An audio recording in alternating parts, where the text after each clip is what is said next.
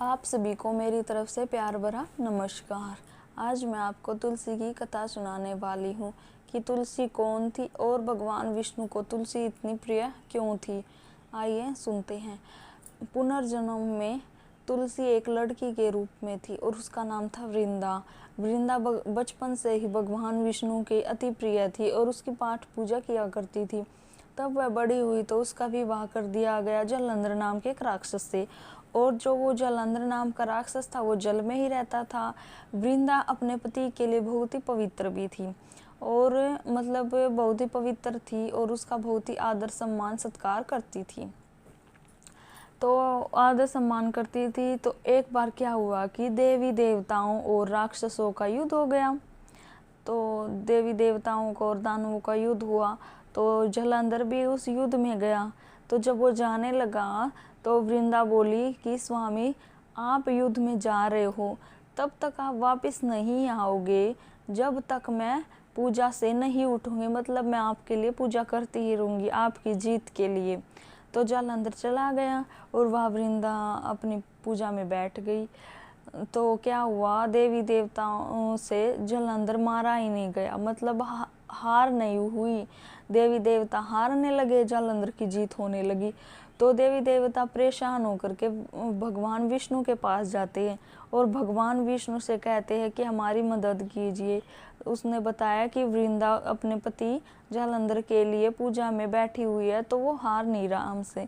तो भगवान विष्णु ने कहा कि वृंदा तो मेरी प्रिय भक्त है, मैं उसके साथ कोई छल कपट नहीं कर सकता। लेकिन देवी देवताओं के बहुत ही कहने के बावजूद तो भगवान विष्णु ने हाँ कर दी। भगवान विष्णु वृंदा के पास उसके पति जालंधर का रूप धारण करके चला गया। वृंदा ने सोचा कि मेरा पति जीत विजय हासिल करके आ गया है, तो वो पूजा से उठ गई। उसके पूजा के उठते ही वहाँ युद्ध में उसका पति मारा गया और जालंधर का सिर धड़ से अलग होकर के वृंदा के पास आ गिरा। वृंदा ने अपने पति का सिर देखते ही भगवान विष्णु को श्राप दे दिया कि तुम पत्थर के हो जाओगे। तो भगवान विष्णु पत्थर के हो गए। फिर सभी देवी देवताओं ने अनुग्रह किया कि भगवान विष्णु का श्राप से मुक्त कर दिया जाए। तो वृंदा ने उनकी बात स्वीकार कर ली और भगवान विष्णु को श्राप से मुक्त कर दिया और अपने पति का सिर लेकर के वहीं पर सती हो गई। वहीं पर सती होने के बाद वो राख बन गई। राख बनने के बाद उसमें से एक पौधा निकला, तो भगवान विष्णु ने उस पौधे का नाम तुलसी रख दिया।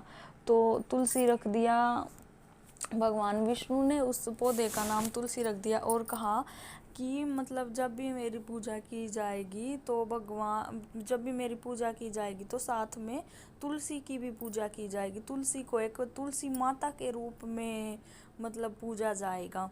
और भगवान विष्णु ने यह भी कहा कि जो मेरा ये पत्थर का रूप धारण की पत्थर का श्राप दिया था, उस पत्थर का नाम भी शिलाग्राम रख दिया उसने।